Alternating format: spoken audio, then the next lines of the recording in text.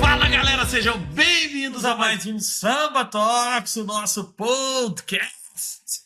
Pedro Filizola, que fala sobre inteligência artificial, porque agora é moda, é hype. Se não colocarmos inteligência artificial logo na entrada, as pessoas param de ouvir quase que instantaneamente, porque não estão falando de IA, não tem mais nada no mundo, nada mais importa. O petróleo que vem do Oriente Médio não importa. Por quê? Porque temos IA, nós precisamos de tokens. As pessoas, li agora uma reportagem que a nova doença, eu não sei se vocês já estão passando por isso, mas a nova doença do Vale do Silício é o vício em tokens. E eu preciso dizer, preciso de rewrap, preciso de reabilitação de tokens, porque o Claude está comendo tokens, comendo dólares, numa velocidade absurda. E eu aqui, já estou no plano max de 200, aí chega no meio da semana, não, acabou seu limite da semana. Eu fico doente para o meu workflow aqui, estou tendo agora que usar algumas coisas chinesas para me ajudar no workflow, porque o Claude, que é magnífico, não tem me ajudado. Mas vamos falar hoje do mercado, Feliz, que faz parte, né, da vida de todos os brasileiros, é o mercado de alimentação, é o varejo. E fazer varejo no Brasil, eu fui do conselho da CIA, fazer varejo no Brasil é barra pesada, é difícil, país onde tem juros altos, país onde a logística é complicada. Então, vitoriosos são aqueles que conseguem criar grandes negócios no varejo. E hoje temos um entrevistado do mais alto patamar, como a gente poucas vezes vimos aqui, Pedro Filizola, um gabarito desse. Então, vou deixar que você o apresente para a gente começar esse bate-papo, que vai ser massa, viu? Estou empolgado. Bom demais.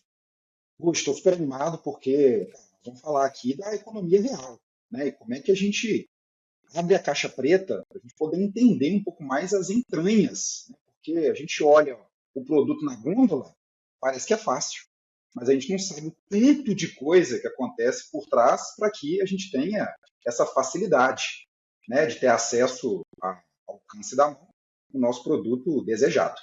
E nós estamos hoje aqui, como você falou, com um cara que está revolucionando um mercado que, como a gente falou aqui, é super tradicional. E eu já preparei aqui no meu caderninho mágico perguntas para a gente poder extrair dessa mente brilhante o que está acontecendo, como é que a gente casa principalmente tecnologia, inteligência artificial, né, como a gente falou, no mercado que é super tradicional. Então, já dando aqui boas-vindas ao nosso querido Rodrigo. Obrigado, Rodrigo, pela presença. Ele que é CIO da Açaí Atacadista, que vai contar para a gente um pouquinho mais sobre esse contexto. E a gente sempre gosta, Rodrigo, de dar as boas-vindas aqui, pedindo para os nossos queridos participantes contar um pouquinho da história, de onde que você veio, como é que é seu background, como é que foi a sua trajetória até chegar no topo, né, numa cadeira executiva de uma empresa que é referência nacional. Então, se você puder já nos presentear com essa história, vai ser ótimo para a gente poder esquentar aqui o nosso bate-papo. Olá, Gustavo, Pedro, obrigado aqui pelas boas-vindas. Espero estar à altura aqui de tudo que vocês falaram e poder contribuir aqui com o pessoal que vai nos assistir, né? E assim, a primeira coisa que eu vou falar sobre mim é que eu não sou brasileiro, moro no Brasil há mais de 40 anos. A minha formação é uma formação em administração com ênfase em tecnologia. Comecei a minha carreira como consultor, né? Fiquei ali 7, 8 anos em consultoria, e logo já no início da minha experiência profissional como consultor, conheci o varejo, me apaixonei pelo segmento, né? Dava preferência a clientes de varejo, e gostei tanto que depois desse tempo na consultoria, acabei indo trabalhar no varejo alimentar, fiquei um bom tempo no alimentar, depois mudei de tipo de varejo, fui trabalhar com óticas, fiquei lá um tempão com ótica, saí do Brasil, fui responsável pela operação da América Latina nessa companhia de óticas.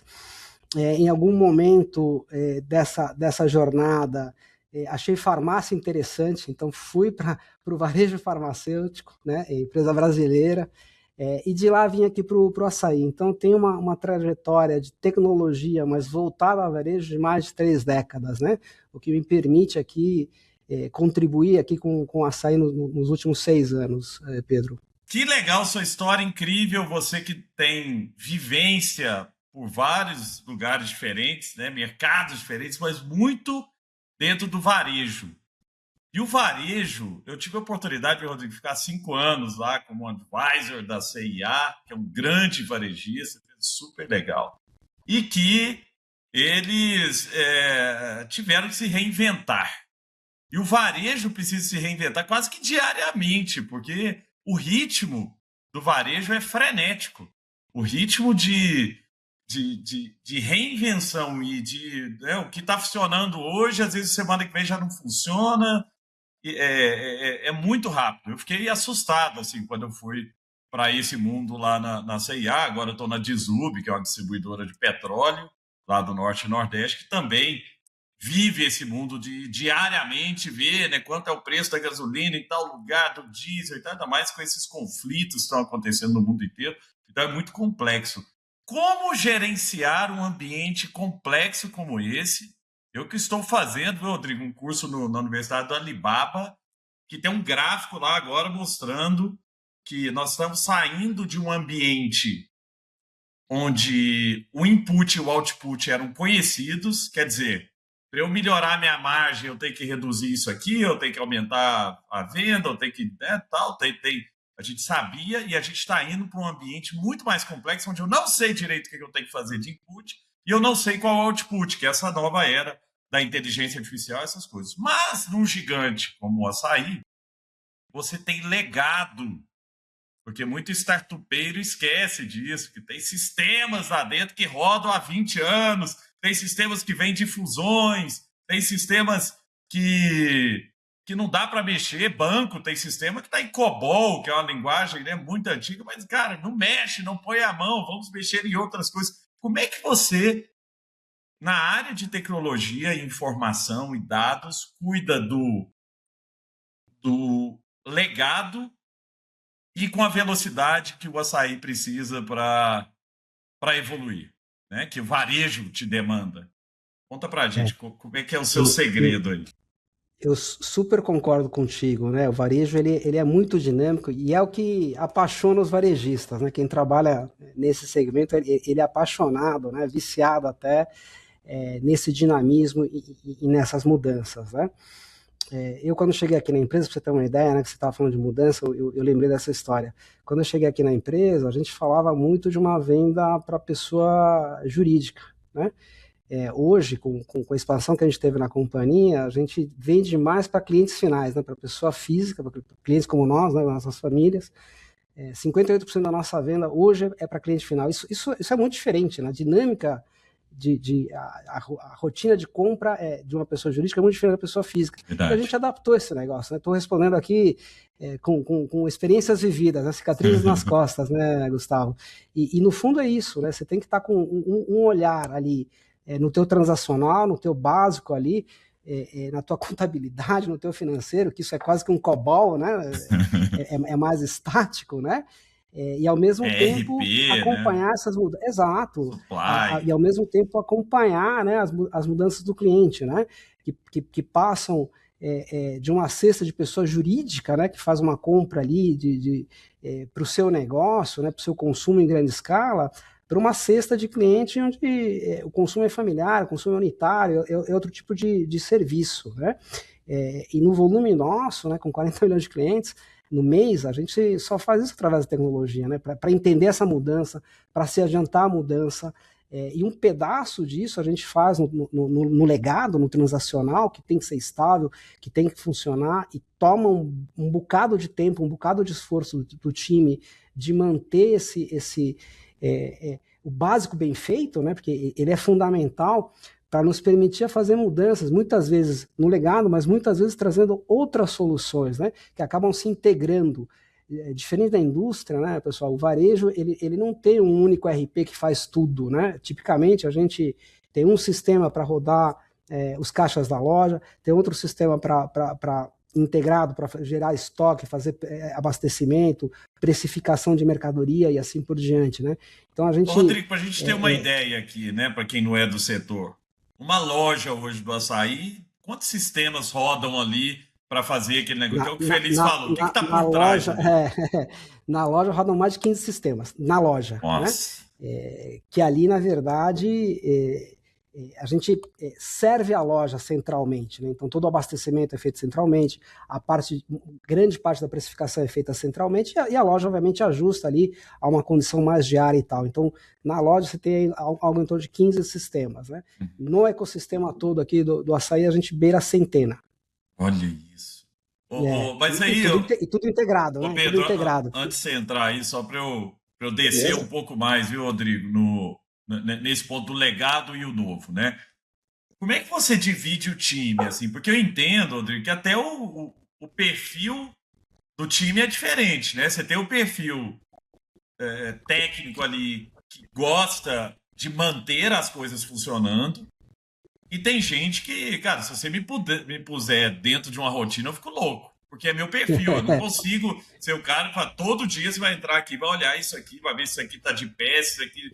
Né? Tem gente que quer criar, né? Você deve ter um time aí que olha para frente. Como é que você divide isso e como é que você faz com essa stack tecnológica em que, por um lado, você tem, é o que você falou, você tem algumas coisas ali, pagamento, por exemplo. Cara, a gente não pode ficar fazendo teste, experimentação demais, porque, pô, parou o pagamento durante 40 minutos na rede inteira, bilhões de reais foram perdidos ali. Mas, ao mesmo tempo, em outros lugares, você precisa ter certa agilidade para experimentação, para testar novas hipóteses. Como é que você mistura isso dentro do tempo do seu time ou dentro do skill do time? E de stack tecnológica também. Eu tenho... Se olhar a área de tecnologia aqui do açaí, eu tenho 5 áreas, né? Uma área, começando aí exatamente pelo que você falou, que é a área de sustentação e infraestrutura. Essa é a turma que assegura que todo dia a empresa vai funcionar da forma correta ou da forma que foi desenhada, né? Então, é a tropa que garante que o preço vai chegar na loja, que o pedido vai sair para o fornecedor, que o centro de distribuição vai mandar a mercadoria para a loja, assim por diante, né? Então, é a turma da sustentação. Tá aí também, não? Tá ali dentro, o Telecom tá ali dentro, o cibersegurança tá ali dentro, né? Então, é o que a gente chama aqui dentro de operações de TI. Então, é o time que assegura que a gente vai operar todo dia e quando aconteça algum problema, é ali que o telefone toca e é ali que a panela esquenta, né? Depois eu tenho 2 áreas de soluções, né? Uma área de soluções para tudo aquilo que é a parte cliente, né? Então todos os sistemas, esses 15 sistemas de loja, por exemplo, estão ali dentro, tudo que envolve mercadoria para revenda está ali dentro, o marketing está ali dentro, então tudo aquilo que toca a jornada do cliente, né, está com esse time de soluções que a gente chama aqui de soluções core. Depois eu tenho uma área análoga a esse time de soluções, que é as soluções back-office. Ali está a tropa do contas a pagar, do contas a receber, dos tributos, né? Reforma tributária, CNPJ alfanumérica, assim por diante, né? São 2 times relevantes em termos de tamanho, e eles puxam muito o investimento, né? No fundo, todo o investimento de tecnologia, ou grande parte do investimento em tecnologia está nesses caras. Depois eu tenho uma 4ª área, que é a turma do Lab, que a gente chama de Collab, de essas 3 áreas, então, são a base do negócio. Base tipo assim, do negócio, tudo girar, né? Negócio mantém, a primeira área mantém, a outra área, ela cria os projetos, ela viabiliza projetos de desenvolvimento, né? E tem a área do Collab, que na verdade desafia, né? É a turma que testa rápido, falha rápido, vou fazer a ponte para a pergunta do Pedro, é a tropa do IA, né? É o time que está olhando um pouco mais para frente, né? Por último, não menos importante, eu tenho uma 5ª área, que é o meu back-office, né? É a turma da governança, é a turma da política, é a turma que me ajuda a fazer o planejamento e o controle, né? Então, um cria, um mantém, um controla e outro está olhando para frente, né? Um inova. Não, olha isso, assim, olha a complexidade do business. Né?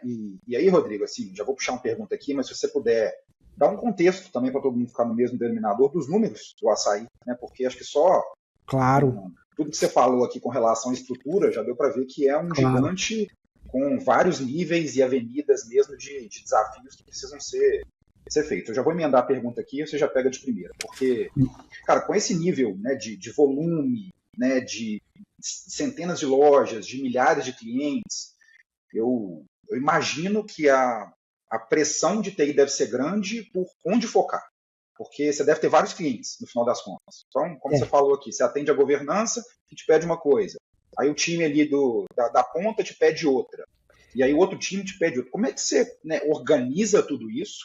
Se é sempre no final das contas, cara, preciso focar aqui na receita, que é a maior pressão, ou não, preciso olhar aqui para cuidar mais do cliente e tirar a fricção, Claro. ou não, preciso já olhar para outras avenidas de crescimento. Como é que funciona? Porque eu imagino que realmente deve ser um desafio muito grande, porque onde tudo é prioridade, não dá para fazer nada. Né? Então, como que É, você se organiza nesse sentido para que as coisas possam fluir da melhor forma possível?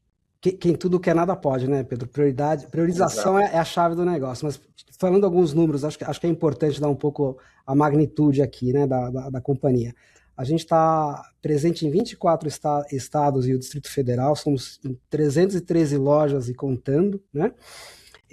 A gente faturou no ano passado, no ano, 84 bilhões de reais.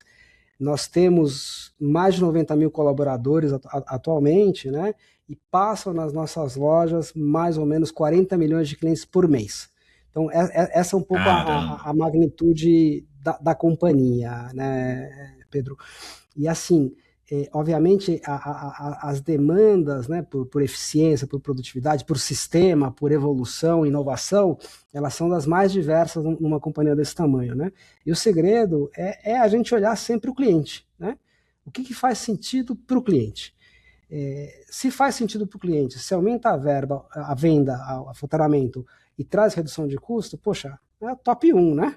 E assim vai numa sequência, a gente combina isso, né, e aí foi um pouquinho de governança, a gente combina isso com os heads das áreas, né, periódica, a gente faz então um ponto periódico, temos um planejamento ali mais a médio e longo prazo, e a gente vai fazendo ali o controle por OKRs trimestrais, né, então, poxa, combinamos aqui essas entregas do trimestre, isso aqui foi bem, isso aqui não foi bem, e não pode ter surpresa nesses pontos de situação, né? No fundo, ao longo do período, ao longo do trimestre, a gente vai fazendo o liga-ponto ali, olha, está funcionando, não está funcionando, isso aqui está indo bem, isso aqui a gente precisa repriorizar e vai avançando.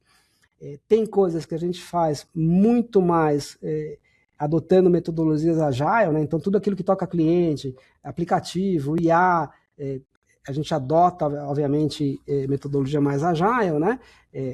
Mas na hora que eu olho o meu legado, o sistema que roda nos caixas, não dá para ser tão agile ali, né? Que é o que o Gustavo falou. Se dá um problema ali, puxa vida, né? É um impacto terrível, né? Então ali é a abordagem mais tradicional, é o waterfall de sempre, versionamento e assim vai. Então a gente vai controlando a demanda nessas reuniões que chamam reuniões de comitê de gestão de demanda de TI, a gente vai combinando o jogo, né? Porque no fundo a tecnologia aqui na companhia. Acontece essa combinação, Rodrigo? Até desculpa te interromper. Acontece. Você tem essa tabelinha com business do tipo, isso aqui vai ser mais importante. Tecnologia, ela é vista aqui na companhia a serviço do negócio, né? A gente não é uma caixa preta totalmente isolado, né? Que está ali mexendo ali nos bits e bytes e nas IAs, né? No fundo, a gente está totalmente integrado. E os projetos eles são balizados exatamente pelo custo-benefício, né? Isso aqui faz sentido, isso aqui não faz tanto sentido assim, e a gente vai combinando esse negócio. Ter objetivos a médio prazo, mas no fundo o caminho para chegar nesses objetivos, Pedro. Rodrigo, muito, muito interessante o que você está trazendo, né? Dessa complexidade que tem na operação, e ao mesmo tempo para o cliente tem que ser super simples, né? Tem que ser algo invisível. Essa tecnologia, a gente nem nota que ela existe ali, tem um monte de coisa acontecendo por trás. O que vocês têm feito hoje, olhando agora para a inteligência artificial, que é um assunto que todo mundo comenta, que todo mundo quer falar, mas assim, muita gente falando, mas tem poucos casos ainda, poucas histórias para falar, poxa, eu fiz isso, estão começando a acontecer, porque é muito novo, não é porque não funciona, é porque as pessoas não têm um benchmark ainda para falar, poxa, o setor varejista é isso, esse é o modelo. Né? Como para outras, pô, você vai para ERP, já tem os benchmarks, o que é, como é que você tem que fazer e tal. Tudo já tem alguma base de comparação em logística, em precificação e tal, mas quando você vai para o novo, ainda não. E aí é uma fase de experimentação. Vocês têm experimentado algumas coisas de IA? Que tipo de coisa? E como é que vocês fazem esses experimentos aí também? Para, lógico, não impactar a operação, mas vocês também não ficarem de fora, porque é um business que, quanto mais eficiente vocês forem, melhor as margens. Né? Não tem muito também como você subir preço, porque o preço acaba que o mercado vai ditar. Então você tem que ser muito bom da eficiência. E quem ganhar esse jogo da eficiência vai ter, né, margens melhores. O que vocês têm feito aí para conseguir essa eficiência usando tecnologias como inteligência artificial, por exemplo? Assim, Gustavo, a gente vem experimentando IA, a gente já há algum tempo, né? Tem sucessos e fracassos, para ser super honesto, né? Os sucessos que eu posso comentar aqui com vocês, eles, via de regra, começaram, na verdade, em ter dados íntegros, dados limpos, dados estruturados. Tudo aquilo que a gente fez, que o dado base, a origem ali não estava super estruturada, e super estruturada de verdade, um negócio bem trabalhado, não deu certo. Então, assim, em cima de bases de conhecimento robustas, né, a gente conseguiu melhorar algoritmos do nosso transacional mesmo, né? Então, identificação de venda, precificação de produto, abastecimento, personalização de oferta. Então, a gente achou oportunidades, né, com tecnologias até embarcadas em algumas soluções que a gente trouxe, que melhoraram o nosso core. Né? Ô, Rodrigo, só em cima disso aí, do core, porque isso é muito relevante, assim, né? Como é que é a decisão estratégica em cima do core? É o que mexe ponteiro, assim, ó, vamos, porque precificação, se a gente melhorar 1 centavo aqui na gôndola, né, no nosso resultado melhora tanto, ou o que é mais fácil de fazer naquele momento, não mais fácil tecnicamente, mas mais fácil de colher o resultado, né? Aquela fruta baixa que os americanos chamam de, pô, vamos colher a fruta que está mais baixa antes de subir o pé para colher lá em cima. Qual foi mais ou menos a estratégia de onde atacar com a IA? Eu estou falando isso, Rodrigo, porque muita gente que nos escuta aqui são executivos de grandes empresas que querem aplicar tecnologias e querem saber de cases reais. Então, a gente é um dos poucos podcasts aqui no Brasil trazendo CIOs, gente que põe a mão na massa ali para contar, igual você está falando, o que deu certo e o que não deu certo, para a turma também ter essa atenção. Assim, Gustavo, eu acho que, como tudo na vida, né, vem numa crescente, vem um tema de uma curva de aprendizado e uma curva de maturidade, né? Às vezes a gente tem uma ambição gigantesca de melhorar 1, 2, 3 pontos na margem, e até pode ser uma das respostas, uma das alavancas para a gente usar, né? Mas sair talvez com uma ambição de largada tão grande, sem ter um aculturamento do time do que é a IA, do que ela faz, do que ela não faz, como ela faz, qual que é o contexto que você precisa dar, qual que é a curadoria que você precisa dar, como é que você precisa interpretar aquilo que volta, né? É um risco, né? Então, eu particularmente aconselharia, né, a ir numa crescente, né? Acho que tem que ter ambição, sem dúvida nenhuma, mas talvez tentar organizar, chegar nessa ambição em alguns passos intermediários, né? Que passa por um letramento digital. E não é só o chat GPT que a gente pergunta como faz isso, como faz aquilo, né? Na verdade, as boas soluções que a gente encontrou aqui de IA, elas precisam de uma customização, de uma orquestração, precisam de um contexto, né? Precisam de um dado limpo, precisam de uma capacitação do usuário para utilizar. Caso contrário, é meio utópico, né? A IA não é uma coisa mágica. Eu, pelo menos, na minha experiência aqui, a gente não encontrou nada mágico, né? E tem que ter os guardrails bem definidos, né, Rodrigo? Que são as regras, né? de, É, ó, o, o- isso aqui não pode fazer, né? Nós temos que seguir é, regras precisa ter uma bem estabelecidas, governança, tem né? uma governança, Precisa ter né? uma governança, precisa ter uma arquitetura, né? Precisa ter uma curadoria, né? Eu gosto muito do termo agente de IA. O agente ele nos ajuda, acelera nosso trabalho, automatiza nosso trabalho, traz produtividade, traz eficiência, mas não desresponsabiliza o time, né? O humano que está ali pilotando a IA, no final do dia, a IA é mais uma ferramenta, como lá atrás foi o banco de dados, foi a planilha eletrônica, o editor de texto, assim por diante. É óbvio que uma IA hoje ela é muito mais poderosa, talvez, do que essas ferramentas, mas é uma ferramenta, né? O humano que está ali pilotando, ele é super relevante, continua tão relevante quanto, né? Muito bom. Mas, Pedro, só antes de entrar, deixa eu contar uma história que vai lá. aconteceu aqui em casa, que é interessante, porque meu pai é médico, tem 73 anos, formado na UNB, medicina, hematologia, que é uma área difícil dentro da medicina, que é especialista em doenças de sangue. E ele fica no interior do país, em Araguari, que é Harigueri, para quem fala inglês. E lá em Araguari só tem ele de hematologista e ele cuida de uma região ali que pega um pedaço de Goiás, né, que é muito próximo ali de Goiás, ele tem uma clientela muito vasta. E ele falou, filho, o chat GPT não dá para usar, ele mente muito, ele fala muita coisa errada, aí eu corrijo, ele fala, tá certo e tal. Eu falei, pai, mas é porque você está falando do jeito errado, é isso que o Rodrigo está trazendo, né? Lógico que num case mais simples aqui, mas falei, pai, vamos criar um agente para você, especialista em hematologia. E aí eu criei os guardrails. Você só vai me falar coisas baseadas em pesquisa científica. Tudo que você me falar, você vai me falar de onde você tirou. Esses são os sites que eu quero, se a ação, né, internacional de hematologia, não sei o que, revista americana, não sei o que e tal, ele me passou os... Esses são os lugares que eu quero que você olhe. E sempre que você me falar alguma coisa, me dê a referência de onde você está tirando. Não invente nada, não fale nada que você não tem certeza. Se você não souber, me avisa. Outro dia ele veio aqui em casa, agora na Semana Santa, falou, filho, estou impressionado. Agora usa IA pra caramba, virou minha parceira no dia a dia, porque eu estou discutindo o caso com ela, e ela me conta, me mostra o que está acontecendo, o que tem de pesquisa nova e tal. Mas é exatamente o que você trouxe, Rodrigo. Eu trouxe esse caso aqui, porque muitas vezes, gente, a gente põe a IA para atender o WhatsApp da empresa e não dá contexto nenhum, não fala o que ela pode fazer, o que não pode, não fala, não tem as regras do negócio, não tem os dados de o que deu certo no passado, o que não deu certo, que tipo de coisa que pode, né, de precificação e tal.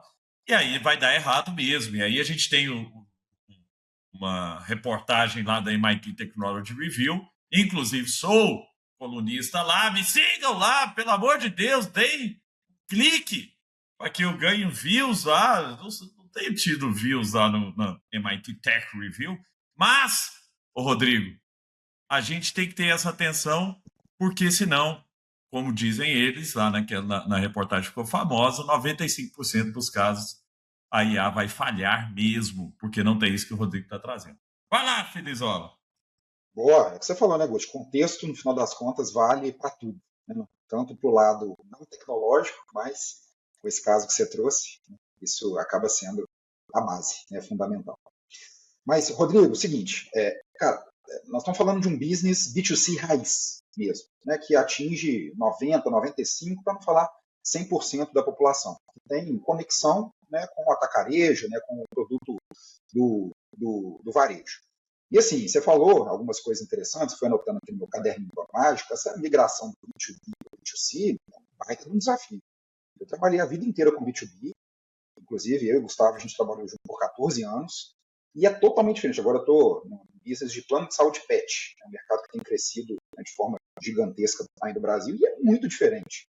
É um business que precisa ter estômago mesmo, né? Porque um dia às vezes vai muito bem, no outro vai muito mal, e não necessariamente quer dizer que está tudo bem ou está tudo ruim. Mas é importante você ter essa granularização e esse acompanhamento constante. Por que eu estou falando isso? Porque quando a gente fala do B2B raiz, nós estamos falando de um contexto muito mais volátil. Um contexto que é muito mais difícil você ter fidelidade. Fidelidade hoje é um privilégio. Aquelas marcas que você compra com frequência, né? Porque, no final das contas, para isso, você ter fidelidade, você precisa de vínculo. Né? E o vínculo vira receita. Então, eu acredito que num business, né, de varejo como o do açaí, deva ter, você vai me contar se estou falando besteira aqui ou não, deva ter um papo sobre principalização, um pouco do que, né, os bancos também acabam discutindo. Você tem vários cartões, por que eu vou usar esse, um roxo, não vou usar o vermelho, não vou usar o amarelo? E no caso, né, do varejo também deva ter isso. Pô, por que eu vou nessa marca aqui específica e não vou na outra? Dentro desse contexto, né, o Gustavo falou muito bem de, não dá para aumentar muito o preço, né, porque isso está meio balizado pelo mercado. Então, como é que eu melhoro o meu resultado? Com produtividade, aí eu coloco mesmo, né, tecnologia para isso, ou eu melhoro margem, mas também com alcance, com volume de gente, entrando cada vez mais na minha loja e a partir disso eu tenho a oportunidade de vender para elas. Contei essa história toda para te perguntar como que tecnologia, como que inteligência artificial ajuda nessa escolha da marca para que o consumidor possa ir lá, que aí uma vez que ele entrou na loja, né, acho que a chance dele comprar vai ser muito maior. Aqui tem algumas frentes de trabalho, Pedro, nisso tudo que você falou, né? Então, deixa eu começar pela parte mais raiz, que é a nossa operação de loja mais tradicional, né? Hoje, mais da metade da nossa venda já é identificada, né? Então, a gente consegue identificar a venda através do aplicativo nosso, o Meu Açaí, né? Que ele proporciona descontos com algum grau de personalização, né? Eventualmente o desconto do Pedro vai ser um pouquinho diferente do Gustavo, um pouquinho diferente do Rodrigo, em função já um pouco do histórico de compra, né? Então, nós já começamos a fazer esse tipo de diferenciação, né? E se você olhar uma loja nossa, né, e eu posso assegurar isso nos últimos quase 6 anos que eu estou aqui na companhia, a gente veio, na verdade, incrementando os tipos de serviços, os tipos de oferta que a gente tem na loja, exatamente para ter uma relevância maior e uma fidelidade maior do nosso cliente. Então, hoje, a gente conta com serviço de fatiamento, açougue, padaria, a parte do FLV, coisas que 5 anos atrás não existiam. Por que a gente colocou esse tipo de serviço na loja? Porque faz parte da jornada do nosso cliente. Lembra que eu comentei que a gente estava muito mais para o B2B e menos para o B2C? Hoje, como nós estamos mais no B2C, eu preciso ter um açougue para a dona de casa comprar uma proteína, eu preciso ter ali um FLV para complementar a salada e assim por diante. 3 anos atrás, a gente não tinha nenhum self-checkout. Hoje, a gente tem, em mais de 2/3 das nossas lojas, self-checkouts. Por quê? Porque, de novo, o perfil do cliente muda, a cesta de compra muda, eu tenho cliente que vai a cada 2, 3 dias na loja com uma compra menor. Essa pessoa não quer ficar numa fila onde tem um PJ ali com um carrinho maior, né? Então, o self-checkout vem para isso. Nas lojas que a gente implementou o self-checkout, a gente já tem algo em torno de 20% dos tickets passando por ali. Legal. Uma outra coisa para tirar atrito e dar eficiência, porque no fundo um dos desafios que a gente tem é dar fluidez no atendimento, né? Num dia mais cheio, num sábado, no início de mês, né? Se o nosso operador de caixa precisa de ajuda, ele aciona um botão e o fiscal do caixa ele tem que se deslocar até ali para ajudar, né? Demora ali em média ali de 5 a 7 minutos, dependendo do dia. A gente falou, poxa, isso não está legal, né? Então, hoje em dia, a gente já dá um suporte remoto. A gente tem um ramal ali para o operador de caixa, tem uma câmera, então o operador aciona, alguém na central já entra em contato, né? Tem um time central disponível para essas situações. E para fazer a história mais curta, passou de 5 a 7 minutos a menos do que 30 segundos esse atendimento. Então, a tecnologia vem muito nesse sentido de tirar atrito ali do atendimento, né, Pedro? A gente está sempre em busca dessa eficiência. Só complementando, Augusto, rapidinho, né? Porque no final das contas que você está falando, Rodrigo, é que experiência vira fidelização, né? E para isso tem que ser... Experiência vira fidelização e a mudança, Pedro, ela é constante, né? Então hoje, por exemplo, para os 42% de clientes PJ, o que a gente está fazendo? A gente está lançando serviço financeiro, né? Hoje a gente tem uma maquininha, está em 7 lojas. Poxa, a gente entende que se ele levar uma maquininha nossa para o estabelecimento dele, passar o cartão do cliente dele no estabelecimento dele e receber um cashback nosso, fideliza. Olha né? isso, então começa a dar mais serviço para esse pessoal, entendeu? Então a gente está mudando junto, né? A gente está lançando marca própria, mais uma opção viável economicamente para o nosso cliente. A gente está fazendo uma operação de produtos in and out. A gente traz lotes grandes para as nossas lojas de produtos que não são típicos de você encontrar num varejo alimentar como o nosso. Eu estou falando de geladeiras, eu estou falando de moto elétrica. A gente traz um lote grande, preço super competitivo. O cliente compra, e é uma compra que o cara faz uma vez a cada vários anos, né? Você não fica comprando geladeira toda hora. Mas também a gente não tem estoque, né? Então, são formas, Pedro, da gente mudar junto com o cliente, né? Mudar junto a experiência de compra, trazer inovação e trazer, sem dúvida nenhuma, faturamento para uma máquina que precisa, sem dúvida nenhuma, né, gerar mais faturamento e ter eficiência sempre. Sem dúvidas. A gente está falando aí de reduzir de 5, 7 minutos para 30 segundos. Isso quando você está lá doido para pegar suas compras e ir para casa, isso faz toda a diferença. Você sabe que o maior atrito que nós temos é a fila, né, Pedro? A fila é o momento que o cara quer ir embora, né? O cara, eu, você, todo mundo, né? Ninguém quer mais ficar na fila, né? Então, qualquer coisa que a gente puder fazer ali, ajuda. Que legal. Boa. Ô, Rodrigo, vocês trouxeram um ponto interessante, que é esse de conhecer melhor o cliente, porque a partir do momento... Eu sempre tive essa percepção, assim, o varejista, ele conhece muito do SKU, dos produtos, né? E conhece pouco dos clientes. Por exemplo, se eu chegar para os grandes supermercados aqui de Belo Horizonte e perguntar para os donos aqui quem é o maior comprador de vinho Cabernet aqui do seu supermercado, ele não tem nem ideia. Mas ele sabe qual o vinho que vende mais, ele sabe qual que são...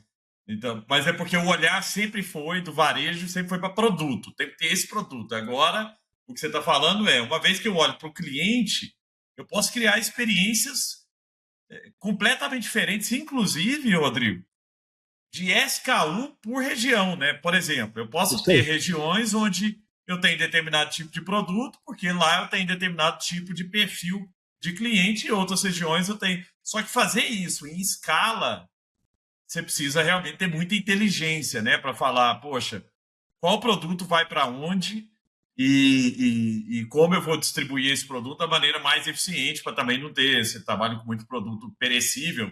E um ali pode, né? Vou deixar um monte de Danone lá e o Danone se perdeu porque não era o público-alvo ali.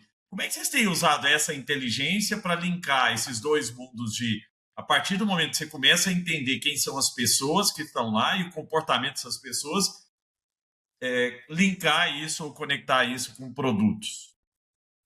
Aqui, e preço, Gustavo, né? Exatamente, sortimento, preço, né, e disponibilidade. Aqui, na verdade, a gente é bastante regionalizado, né? Então, o sortimento, pegar o caso de São Paulo, mesmo entre lojas de São Paulo, né, se eu pegar a região sul de São Paulo, a loja de Congonhas, ela está inserida num bairro nobre da cidade. O sortimento dela para uma loja que está mais ao sul da São Paulo, mais na periferia, ele é bem diferente. Olha isso. Ele é bem diferente, o sortimento é diferente, a concorrência, obviamente, é diferente, né? Então, o preço de venda nosso, ele precisa reagir à concorrência daquela loja. E o preço, né? Mesmo sendo... o preço também segue essa dinâmica. Segue a dinâmica. A gente, a nossa diretriz, né, é sermos uma opção de preço baixo de abastecimento, né? Esse é o nosso DNA, né? Então a gente reage à concorrência localmente. E esse tem sido uma das chaves nossas para o sucesso, né? Não adianta eu ter o produto aqui de São Paulo lá na minha loja de Manaus ou vice-versa, né? Não vai vender. Então nosso sortimento é regionalizado, muitas vezes até no próprio bairro, né? É diferente. Porque você tem diferença, você tem uma zona sul muito mais nobre, aqui mais para a central, e uma zona sul na periferia que tem um poder aquisitivo menor. Então, o sortimento precisa ser ajustado, a condição concorrencial é diferente, né? Então, a gente precisa se adequar a isso. A gente combate localmente e negocia regional ou centralmente, né? Então, isso nos dá alguma agilidade. Mas a gente só consegue fazer isso, pessoal, porque a tecnologia nos permite essa visão, né? No Excel na mão ou só no conhecimento tácito, isso é inviável, né? Desse tamanho, então, a gente é capaz... O cara que tem 2, 3 supermercados, tudo bem, né? Mas vai fazer exato. isso numa rede de 80 não é razoável, né? Então, eu todo dia, quando a gente chega aqui no escritório, nós já temos a venda processada, os SKUs, o custo, a margem, tudo recalculado, e já tem até pedidas, né, dependendo da situação. Olha, chama esse fornecedor, porque nessa região tem problema. Olha. Você está fora da concorrência, porque a gente pesquisa a concorrência, assim como a concorrência nos pesquisa o preço, né? Então, a gente sabe, para uma gama de produtos, qual que é o preço ali do entorno da loja. Assim como o entorno da loja, né, os nossos concorrentes também sabem o nosso preço, porque isso é uma prática aqui do segmento, né? Então, puxa vida, como é que o cara consegue vender mais barato que a gente? Vamos conversar com o fornecedor, né? Ou, de repente, é um problema nosso, né? Nós estamos estruturados errado, erramos no preço, erramos no margeamento. O que aconteceu aqui? Então, essa é a dinâmica da área de compras, que só é possível porque a gente é capaz de processar esse negócio todo e gerar os insights, porque não adianta só processar, né? Senão o comprador ele vai ver uma massa de dados gigantesca e não consegue fazer. Então, aí que entra um pouco de IA preditiva, né? No nosso caso. Ô, Rodrigo, só também trazendo um ponto que eu vi muito lá na CIA, é que em alguns momentos a gente entende que, poxa, eu entreguei uma tecnologia, por exemplo, né, que cresceu muito em todo tipo de negócio nos últimos, sei lá, 10 anos, que é BI. Mas, pô, você chega em empresa que tem BI para todas as áreas, tem BI e tal. O problema do BI é a maioria das pessoas não sabe fazer os cruzamentos que o BI permite. O BI é uma baita de uma ferramenta. O problema não é a ferramenta. O problema é, você vai entrar todo dia lá e fazer os cruzamentos para entender que preço tem que ter para tal lugar, não sei o quê. Muitas vezes não. Por incapacidade técnica, né? A pessoa não vem desse mundo, não é um estatístico, não consegue fazer cruzamento, não entende dados, né? Ou porque a operação não permite. Cara. Então, putz, cara, tem que abrir a loja aqui e não dá tempo de ficar fazendo análise. E aí, o que a gente entendeu lá? Poxa, se eu pegasse esse BI, botasse uma IA em cima dele, o BI da loja, e quando o gerente da loja for abrir a loja, fala, ó, troca aquela roupa da frente, troca o preço dali, faz aquilo. Ele transforma, então, porque a gente tem o dado é transformado em informação pelo BI, e o BI pode virar ação com a IA. Porque a IA pode pegar aquilo e falar, ó, para você, para essa loja, isso aqui são as ações que você tem que fazer hoje, né? Muda a gôndola, troca não sei o quê, muda a precificação desse ou aquele produto, né? E aí, a adoção da tecnologia que até então estava restrita, todo mundo tinha, mas pouca gente tinha realmente se engajado com aquilo, passou a ser gigantesca porque ele vira um item da operação, né? E não mais um item analítico, que às vezes a operação nem permite, né? É tão rápido que o cara não tem o tempo de entrar na loja e fazer análise. O que você acha, Rodrigo? Se esse é um caminho interessante. Eu acho que você está olhando para o que a gente está fazendo um pouco aqui, viu, Gustavo? Que a gente está um pouco nessa jornada, né? A gente está usando mais o Data Lake nosso aqui para olhar a tendência, para olhar um planejamento mais a médio e longo prazo, né? E a gente está transformando em insights, na verdade, insights diários, operacionais ali, o que precisa ser feito, né? Por que não vendeu determinado produto em determinada região? Poxa vida, é uma questão de volume, é uma questão de preço, é uma questão de abastecimento, é uma questão de exposição na loja, o produto está na loja, mas não está na área de venda, que isso também pode acontecer, né? Então, a gente gosta muito aqui do insight, né? Porque o insight ele vai motivar uma ação, né? E a gente não tem muito tempo de ficar aqui, porque o varejo é dinâmico, né? O que eu não vendi hoje, meu cliente já comprou em outro lugar, né? Então eu preciso reagir hoje, né? Se deu problema de manhã, pô, como é que de tarde eu consigo já sanar essa deficiência nossa, né? Então a gente está empurrando cada vez mais, né? Para o transacional nosso, para o sistema que a pessoa abre na loja e vê todo dia ali, né? O que fazer. Genial. E acho que muito em breve, inclusive, isso no celular da pessoa, olha, faça isso, faça aquilo, né? Então a gente está muito nessa jornada de reação, né? De insight. E aí é o que você falou, né, Rodrigo? O agente vira um parceiro, né? Ele não está ali para substituir a pessoa, mas ele está ali para pegar aquela massa de dados que às vezes, né, assim, humanamente, no caso de vocês, então, humanamente é impossível de você colocar aqui numa planilha e fazer cálculo em qualquer BI que seja, ele está te trazendo o insight. E aí, só um ponto, ô Feliz, antes de você fazer sua pergunta, que sempre é brilhante, fazer o dado voltar como retroalimentar o sistema, né? Eu montei uma agência para vender as minhas palestras aqui, 100% digital. Tem um Mac Mini aqui do meu lado, estou vendo os robozinhos ali. Tem 45 robôs. Tem robô de SEO, robô de Google Analytics, e aí um vai falando com o outro, um gera teste para o outro, isso aqui, tá, beleza. Mas o que eu fiz que é interessante? Eu criei uma base de conhecimento embaixo, usando um software open source chama Obsidian, em que tudo que eles têm de aprendizado, tudo que eles fazem em cada tarefa ali durante um dia, eles vão lá e complementam e falam: eu fiz isso aqui deu errado, eu fiz isso aqui deu certo. E aí, porque muitas vezes o dado puro, ele só te dá o output.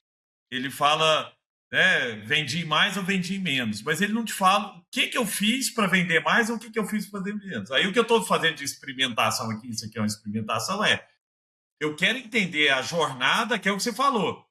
Pô, estou vendendo menos tal produto do que eu deveria estar vendendo, né, na minha semana nessa loja. Será que é porque ele está na prateleira de baixo ao invés de prateleira de cima? Pô, mudei ele para a prateleira de cima, ele voltou.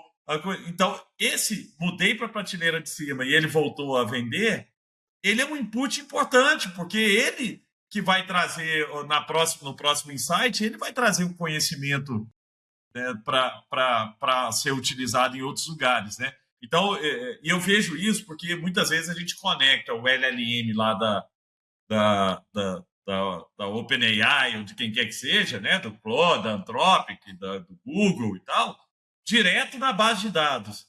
Só que esse conhecimento aqui no meio do caminho, às vezes a gente está perdendo ou está jogando ele por LLM. Aí depois você quer mudar, falando, putz, mas quem sabia quem tinha o conhecimento do meu negócio era o Google e não eu. Né? Então, por isso eu acho que a gente tem que usar essa rede de inteligência, mas mantendo uma base própria aqui que evolui. E aí eu tenho falado que o dado não é o petróleo, porque o petróleo, o povo lá da Dizum vai achar ruim comigo, que eles vendem petróleo, mas o petróleo ele vai embora. E ele deveria ser tratado como energia nuclear, onde ele fica ali durante muito tempo gerando, né, energia, mas ele vai se retroalimentando, ele fica vivo ali por muito tempo. Vai lá, Feliz, fiz uma palestra aqui. Sempre insights valiosos. E nesse ponto, só complementando muito rápido, assim, o que você está falando é que quando a gente fala de dados, né, eu sou sempre da teoria que existe um tripé. Primeiro você levanta o dado, você analisa e você toma ação.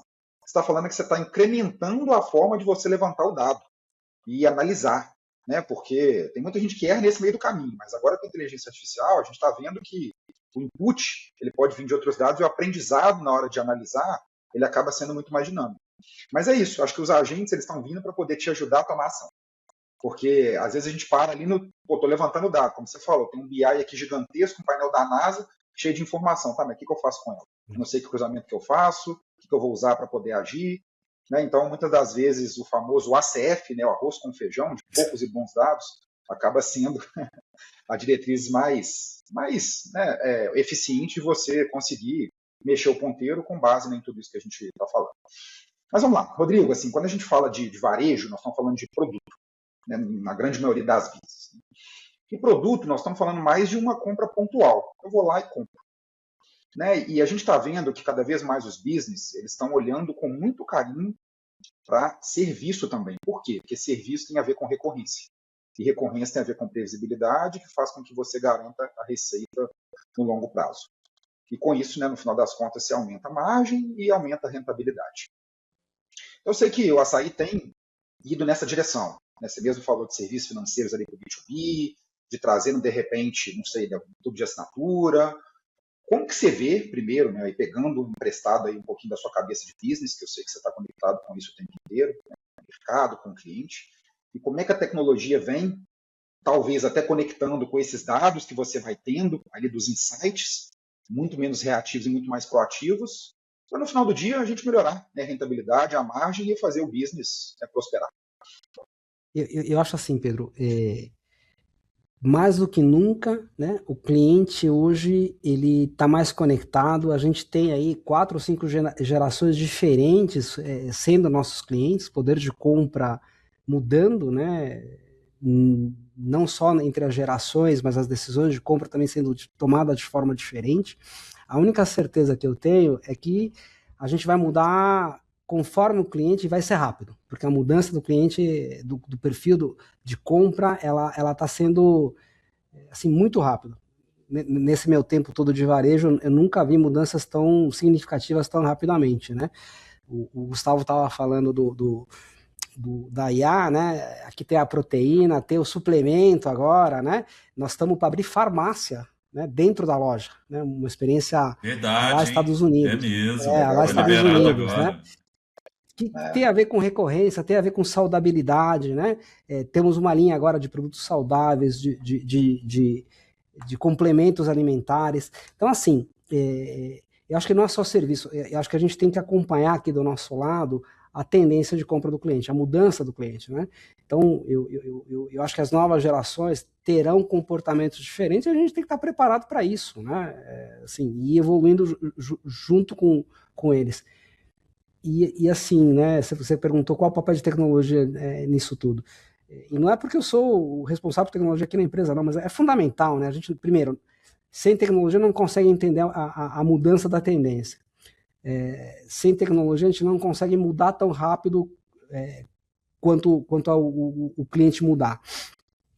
E sem tecnologia a gente não vai ser eficiente o suficiente para obter o benefício da mudança, né? Então, assim, tecnologia está intrínseca ao negócio hoje em dia. Não dá para separar, não dá para ter lá a turma na caixa preta ali mexendo no COBOL no CPD. Isso não é razoável. Acho que não é a melhor forma de se organizar, né?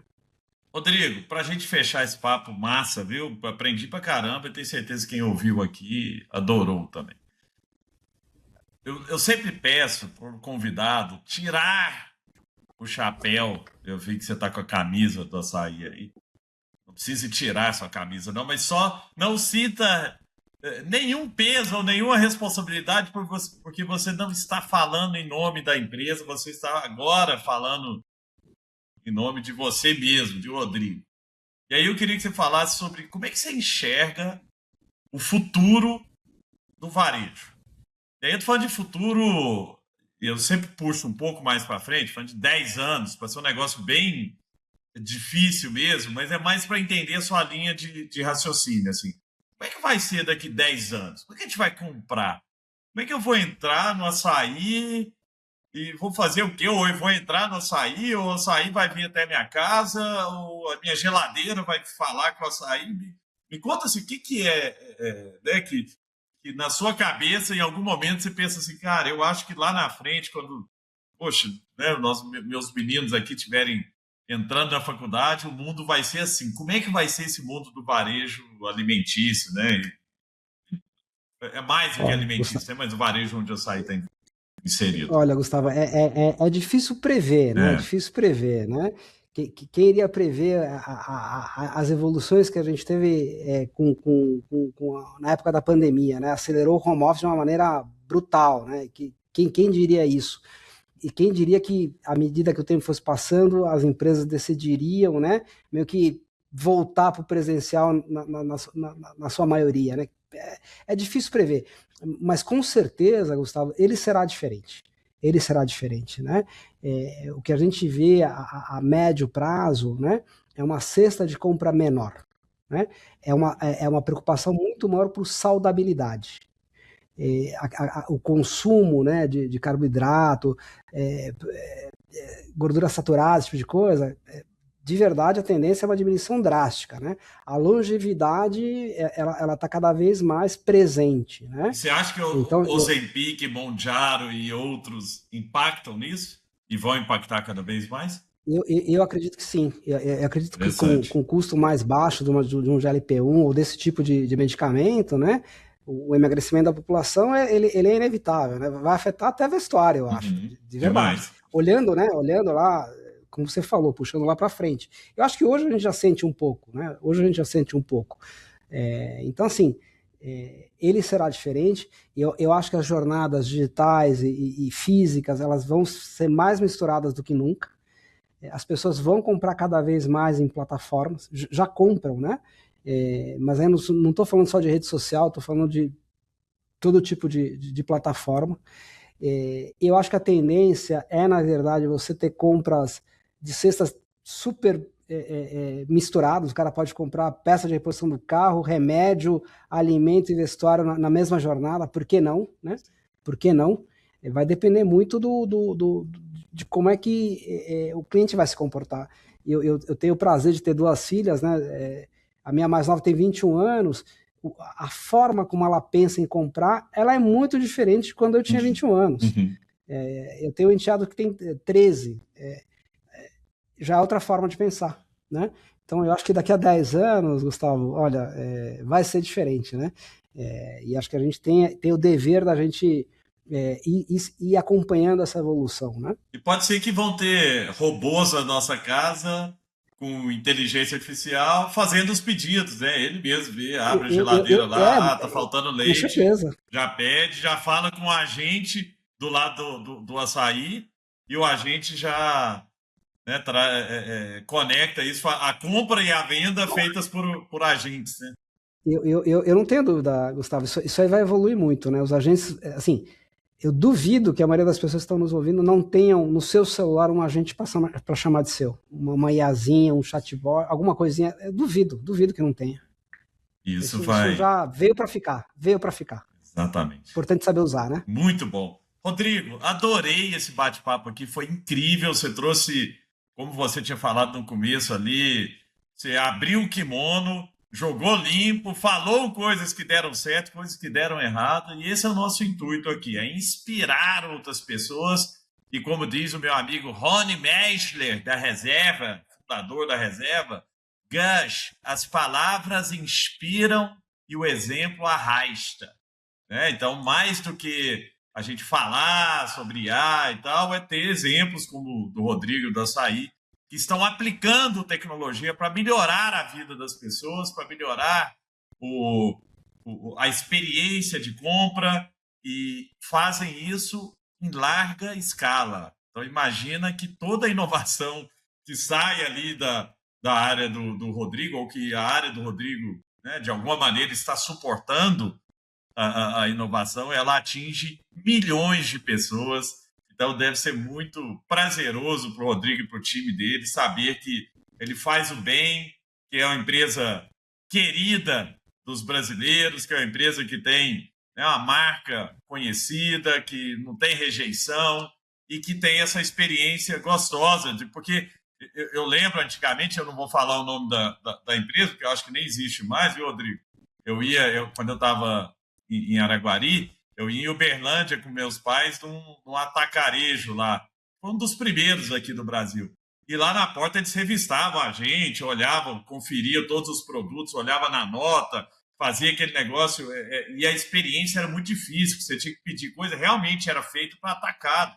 Então você, pessoa física, ia lá comprar, não era uma experiência prazerosa. Agora, quando eu vou no açaí, e aqui em Belo Horizonte tem um açaí super legal, inclusive era perto de onde eu morava, no Belvedere, você tem uma experiência gostosa, de falar, cara, tem coisa demais, e é isso, pô, tem tudo quanto é produtos de muita qualidade, vinho, adorava comprar vinho lá, agora eu estou morando no Alphaville aqui, não tenho ido, mas adorava a experiência de compra, porque é aquele negócio meio igual quando a gente vai para os Estados Unidos, entra, tem de tudo, e agora com farmácia, então a gente vai ficar louco. Mas essa experiência, como o Pedro tinha falado, né, Feliz, ela tem um monte de coisa acontecendo por trás ali. Então, adorei, Rodrigo, tudo que você trouxe, obrigado por compartilhar. E Felizola, encerra aí pra gente. Demais, assim, acho que anotei bastante coisa aqui no meu caderno mágico e foi realmente, como a gente costuma falar, né, Gusto, um MBA da vida real, porque não adianta nada ter teoria se não tiver algo que a gente possa sair daqui com a nossa cabeça borbulhando. Tenho certeza que a nossa audiência está assim nesse momento, porque o Rodrigo contou o caso prático, né, de como que jornada é importante, como que o foco no cliente, como que gerencia diversas frentes com diversos clientes.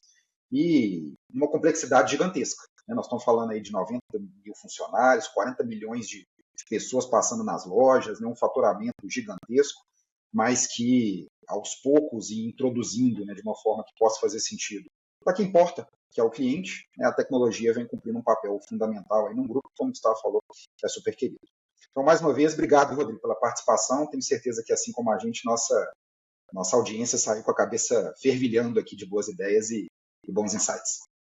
Pedro, Gustavo, eu que agradeço. Muito obrigado pela oportunidade. Valeu, Rodrigo. E Valeu, você, pessoal. se você gostou desse bate-papo, passe para frente. Não custa nada. Pega o link, passa para outra pessoa. Tem um varejista, cara, tem uma loja de sapato da sua região, vende pizza. Passa para ele. Tenho certeza que alguma coisa que foi dita aqui pelo Rodrigo vai inspirar essa pessoa, vai ajudar no momento tão difícil que o nosso país vive, de juros altos, de inflação alta, gente. Vamos compartilhar boas práticas, que é o que o Rodrigo fez aqui com a gente, cedendo o seu tempo valioso para estar conosco. Então, obrigado, um abraço e até a próxima, turma.